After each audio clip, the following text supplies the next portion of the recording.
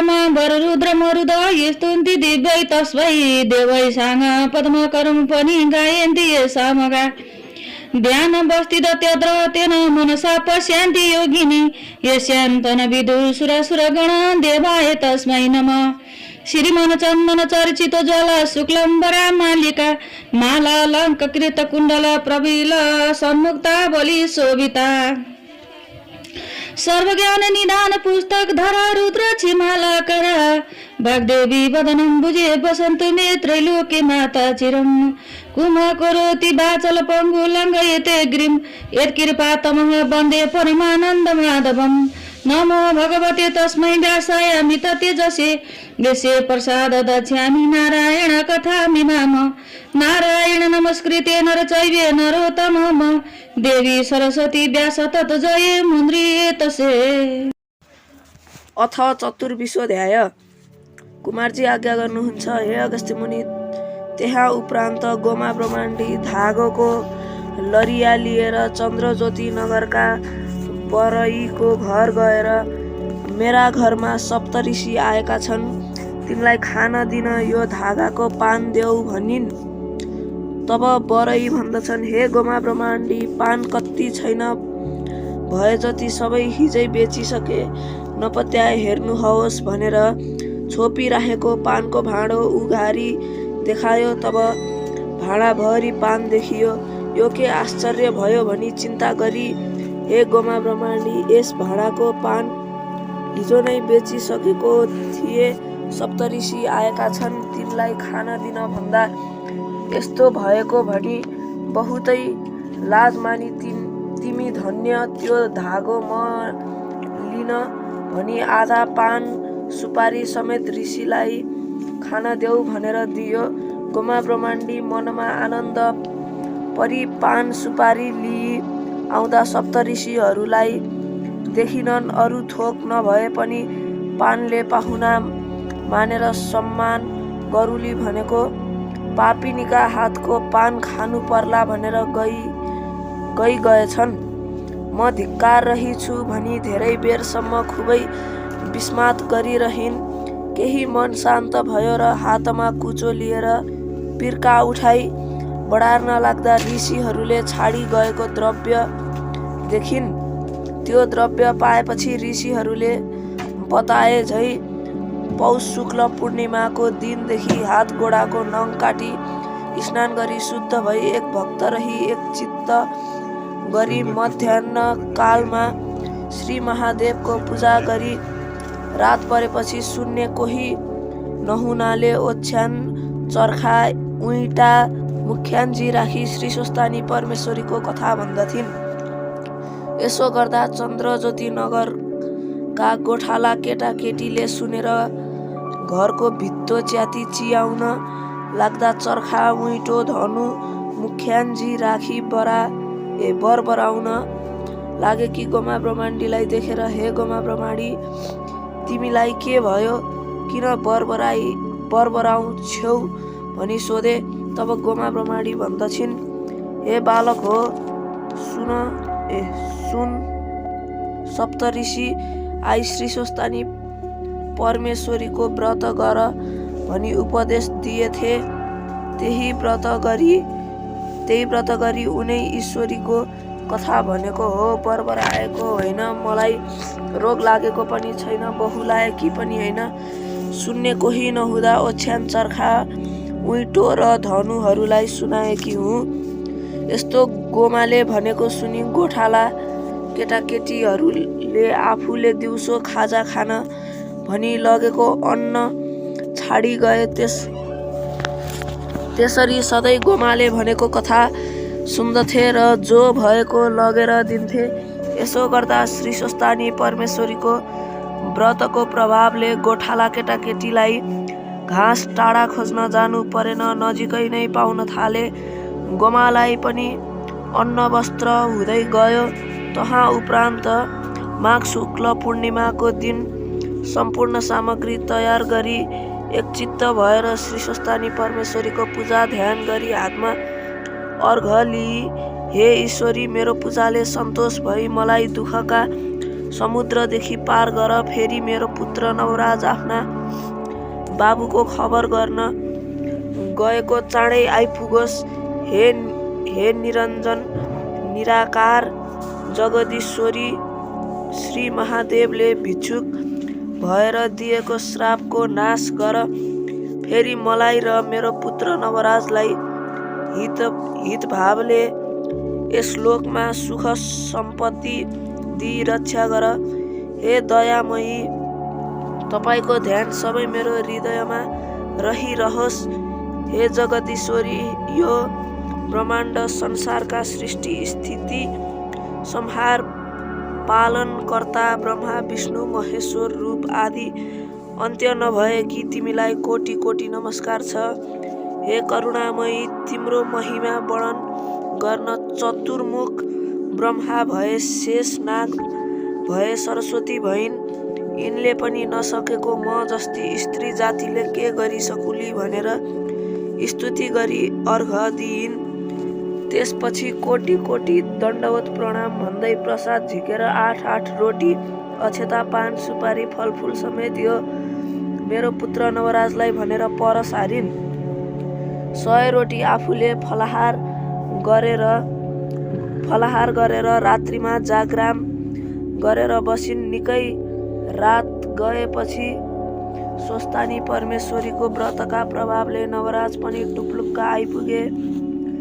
बाहिरैबाट आमा भनेर बोलाए। गोमाले आफ्ना पुत्रको बोली चिन्हेर बाहिर आइन् र भित्र डाकी बडो प्रीतिले, बाबु कुशल छौ, तिम्रा पिताको के खबर छ भनिन्। तब नवराज भन्दछन्, हे माता, भिक्षा माग्न भनेर गएका मेरा पिता गङ्गाको तीरमा ऋषिका आश्रममा गएर पूजा गर्न रुख चढेर फुल टिप्न लाग्दा हाँगो भाँचिएर खसी मरेछन्। यो कुरा वृद्ध ब्राह्मण दम्पतिले भने। रुख मुनि हेर्दा हाडखोड फेला पारी गङ्गामा लगेर संस्कार गरी दशगात्रादि पनि श्रद्धापूर्वक गरिसकेपछि घर फर्केर आउन लाग्दा घरको दुःख सम्झी त्यसै कसरी जाउँ भनी सहरमा गएर कुनै राजाको सेवा गरे। राजाले केही द्रव्य दिएर तपाईँको दर्शन गर्न आए। यस्तो कुरा सुनेपछि गोमा अधैर्य भएर निर्विवेकी विधाताले 7 वर्षकी हुँदा 70 वर्षका बुढासित विवाह गरायो। यो अति अयोग्य थियो। त्यो बुढोपति पनि मरिदिए। म यस्ती यौवनवतीको उपर दया नगरेर मारिदिए। भिक्षा माग्न भनी गएका हे स्वामी, मलाई एक्लै छाडी कता गयौ? हे नाथ, तिमी बिना यो प्राण कसरी राखु? जहाँ तिमी गयौ त्यहाँ मलाई पनि लैजाऊ भनेर रुँदै कराउँदै मूर्छा परिन्। केही होस आएपछि नाना तरहले शोक गर्न लागिन्। त्यो देखेर नवराज भन्दछन्, हे माता, शोक नगर्नुहोस्। यस संसारमा जन्मेर नमर्ने कोही छैन। सबैले एक न एक दिन अवश्य मर्नुपर्छ। अब तपाईँ मेरो मुख हेरेर मनलाई शान्त पार्नुहोस्। तपाईँकी बुहारी कहाँ छ? यतिका दिनसम्म तिमीहरूले के खाइरह्यौ? आज तपाईँ पनि यस बेलासम्म नसुतेर के गरिरहनु भएको छ? किन यस्तो अनेक तरहका फलफुल चन्दन धूपहरूको बास्ना आइरहेछ? के काम गर्नुभयो? यस्तो नवराजले भनेको सुनेर, हे पुत्र, थाकेर आएको भोक पनि लाग्यो होला भनेर खान दिइन्। खाइसकेपछि, हे पुत्र नवराज, तेरी स्त्री माइत गएकी छ। तपाईँका छोरा आएपछि डाक्न पठाउनु होला भनेकी थिई। चन्द्रावतीले पनि छाडेर गएपछि तँलाई सम्झेर दुःखको दिन काटिरहेकी थिए। एक दिन सप्तऋषि आएर मेरो दुःखदेखि बडो दया गरी श्री स्वस्तानी परमेश्वरीको व्रत गर, दुःख नाश भएर इच्छा सिद्धि होला भनी व्रत विधि समेत बताए। उनका उपदेशले मेरो पुत्र आइपुगोस्, मेरो दुःख नाश होस् भनी श्री स्वस्तानीको व्रत गरी जागराम गरेकी हुँ। मेरो मनोरथ पूर्ण भयो। अब स्वस्थानी परमेश्वरीको महिमा सुनाउँछु, एकचित्त भएर सुन। यस लोकमा सुख सम्पत्ति पाई परलोकमा मुक्ति मिल्ला भनेर कथा सुनाइन्। यत्तिकैमा उज्यालो भयो। नवराजले, हे माता, तपाईँ धन्य हुनुहुन्छ, श्री स्वस्थानी परमेश्वरीको व्रत गर्नुभयो। म सन्तोष भए। अब गङ्गामा स्नान गरी आउँछु भनी हिँडे। गङ्गामा स्नान गरी हरिहरको पूजा गर्दा गोमा ब्रह्मणीले गरेकी श्री स्वस्थानी परमेश्वरीको व्रतका प्रभावले गङ्गाबाट हरिहर प्रत्यक्ष भएर, हे नवराज, तेरी माता गोमाले श्री स्वस्थानी परमेश्वरीको व्रत गरेका प्रभावले हामी सन्तोष भयो। वरदानले भने, यस गङ्गाको दक्षिण भागमा लावण्य देश छ। त्यहाँ राजा नहुँदा हात्तीलाई सुवर्णको कलश फुलको माला दिएर राजा खोज्न लगाएका छन्।